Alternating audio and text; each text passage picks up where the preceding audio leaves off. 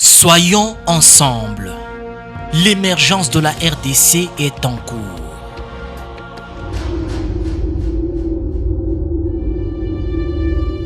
Le peuple congolais n'est pas n'importe quel peuple.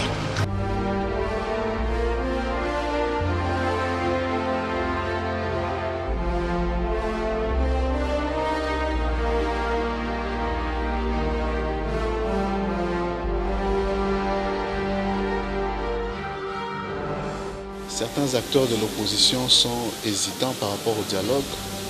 C'est une question qui peut paraître philosophique quelque part, parce que je ne vois pas comment on peut solliciter un dialogue et devenir hésitant après. Si tel est le cas, on est dans un pays, dans un état de droit, c'est la démocratie.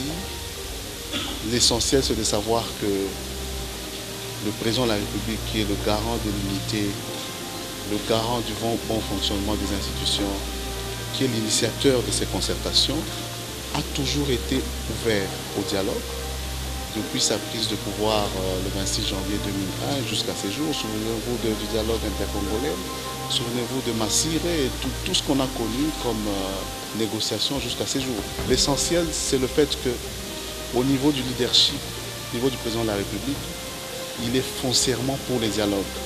Et c'est sûr qu'avec tout le monde, sauf ceux qui veulent être considérés comme des marginaux, avec tout le monde, nous allons évoluer par le dialogue et pour l'intérêt de la République.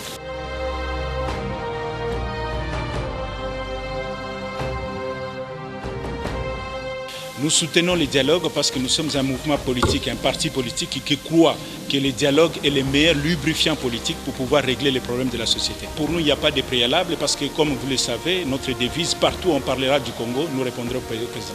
Le calendrier électoral, nous l'avons demandé à l'époque. Vous savez, lorsque la CENI avait publié son premier calendrier, nous étions parmi les formations politiques qui avaient exigé un calendrier global, électoral global, et la CENI a publié.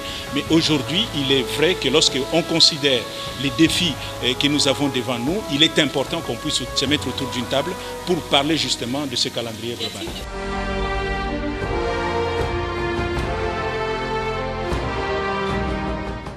Je vais d'abord commencer par un proverbe qui dit que même si votre mère est maigre, parmi des milliers de femmes, vous finirez par la reconnaître.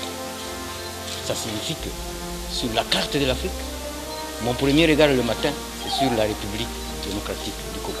Nous ne pouvons pas assister impuissants à ce qui se passe dans notre pays.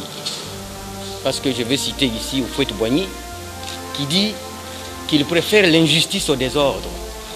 Il ne faut pas que dans ce pays, beaucoup de gens se plaisent à croire que ce qui est arrivé au Burkina Faso, ce qui est arrivé au Burundi, c'est positif pour notre pays. Non, c'est négatif. Et c'est pourquoi, en terminant, je vais vous dire qu'en Afrique, on dit, là où il y a crise, là où il y a conflit, évitez d'apporter les machettes et les couteaux sur la table, amenez les aiguilles. Parce que l'aiguille, c'est le symbole de coudre, de raccommoder et de mettre ensemble. Le dialogue irait à la faveur du pays dans le sens que vous assistez à la polémique. Vous assistez aux différentes positions des uns et des autres. Et ici, il faut que chacun mette de l'eau dans son bain, qu'on soit à la majorité, qu'on soit à l'opposition. Et j'ai fini par un proverbe de ma grand-mère qui dit que toute grenouille qui s'isole des autres meurt stérile. Je vous remercie.